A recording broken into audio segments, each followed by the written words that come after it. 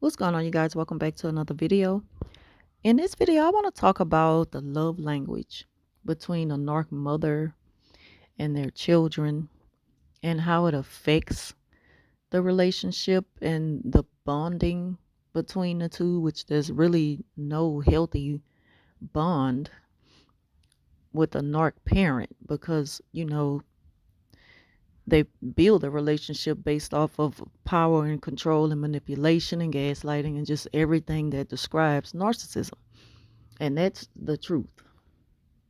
But the thing about it is that the sad thing about it is that a person can be so brainwashed to like the things that the mother has planted in their head that they don't even really know themselves at all. They don't know for sure. It's like it's like they just refuse to admit that there's a problem because there's a place inside of them that's kind of afraid to be bold enough to speak up for themselves. And a big part of protecting yourself against a narc is setting boundaries and using the word no. If you don't want to communicate with them, just to play it safe and for the sake of your peace of mind, you have to set those boundaries. You can show them better than you can tell them that you don't have to deal with the abuse. And I know that's easier said than done when it comes up to setting boundaries with your parents, but it's still necessary. I noticed that some parents, it's like they do the crazy making thing to where they planted inside of their children's mind things ever since they were a child, and they pretty much live by that. And I do personally know two people who they've been so mind controlled by their narc parents to where they don't even admit to knowing their true birth date. What they do is go by what the parent has put in their mind and what the parent has told them to say. And it's like with one of them, not only her mother is a narc, but she's a narc as well. I mean, sometimes it turns out that way, sadly.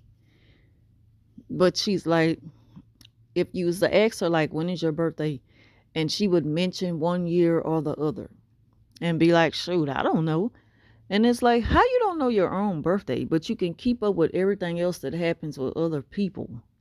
That's crazy. You make sure that you keep up with everyone else's life, and you stay on schedule with that so that your plans stay in place with the love bombing or the hoovering or whatever. But you don't keep up with your own, like your own life doesn't matter. And see, that's what the parents have put in their minds to make them think that your life is less important than everyone else's. And then there's this other person who mentions his age as 44 or 45. And I'm like, but you don't know how you don't know your own age. You don't have a birth certificate. Like you honestly don't know. You're uncertain of your own age, your birthday. And they always mention it 44 or 45. Like you can't, it's gonna be one or the other. You're not 44 or 45. You're one or the other. And that's because they go back to, well, my mom always told me, and I'm like, but for your age, you shouldn't have to be, communicating in that very immature way of my mama said. Like, you should just already know these things for your adult self. I don't understand it, but I notice it. Y'all probably haven't noticed this in people, but the narc mothers, they really play like a strong role in their lives to where they keep that control over them even at an older age. And they have you repeating things that they have taught you to say, things that they have put inside of your mind and planted it there. And it's like you don't think otherwise. You know better. You don't truly believe it in your heart, but you're doing what's necessary, to please that parent who want to be in so much control over your life. And it's like, that is just the craziest thing. And it's very, very disturbing because you can see how much the parent has slowly, like, turned the children this way. I don't want to say crazy, but a narcissist can really drive you crazy. There's really no other way to put it. They can drive you crazy and make you lose your mind to where you can't even think for yourself. You don't even try to think for yourself.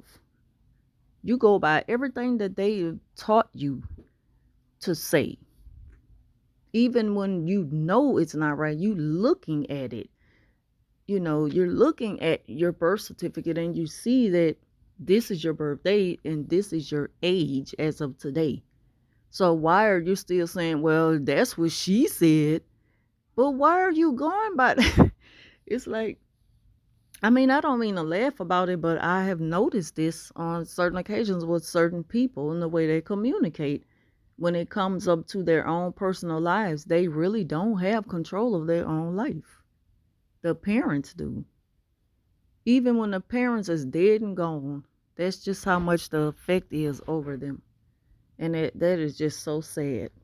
And it's a very sad thing to witness. So to be a good friend to someone like that, you want to approach it gently and teach them and show them. You have to think for yourself and, you know, just think about it. Do you really think that everything you've been told is the truth?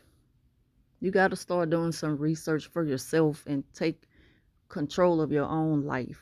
Because if you don't, you're going to go on through life pretty much just thinking the way they want you to in order for them to stay in control. But that's the love language between a narc mother and their children. It's not a healthy give and take. The narc mother, it's constantly give me everything you have, even your mind, and I will tell you how to think. And with the children, it's like I'm constantly trying to please you so you can accept me and understand that I'm worthy.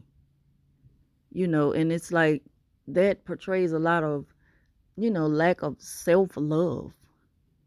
They don't love themselves enough to say, I take control now. I'm taking a stand for my own life. I'm in control of my own life, my own decisions, and I don't care how you feel about it.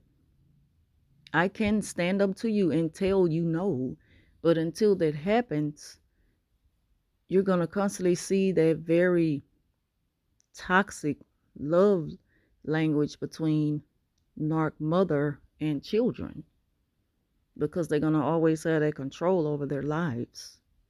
And they're going to always look for permission from the narc parent. They're going to always, report back to them everything that happens in their life, in their personal life, what decisions they want to make, because they constantly need that approval. And they will never get that approval they want. It's been that way since they was a child, and it's going to be that way till the end of time, dealing with that narc parent, because that's how the narc parent keeps control and keeps the power over you by you constantly reporting back. No matter what you do, you never be good enough. Changes you make to your life, it's okay, but you can be better. That's how that narc parent is going to always communicate with their children. You're just going to never be good enough. You never could satisfy them or to their approval. And they're going to constantly compare you to other people's lives, or either you're going to be that scapegoat. Like, you'll never be accepted the way you deserve to be. You deserve so much better than what you get from your narc parent. But until you open your eyes to, to think consciously for yourself, you're going to always be stuck in that trance and that way of thinking because they have that type of mind control over you. So that's all I want to talk about in this video. Thank y'all for watching. Leave your thoughts down below, and I will talk to you soon.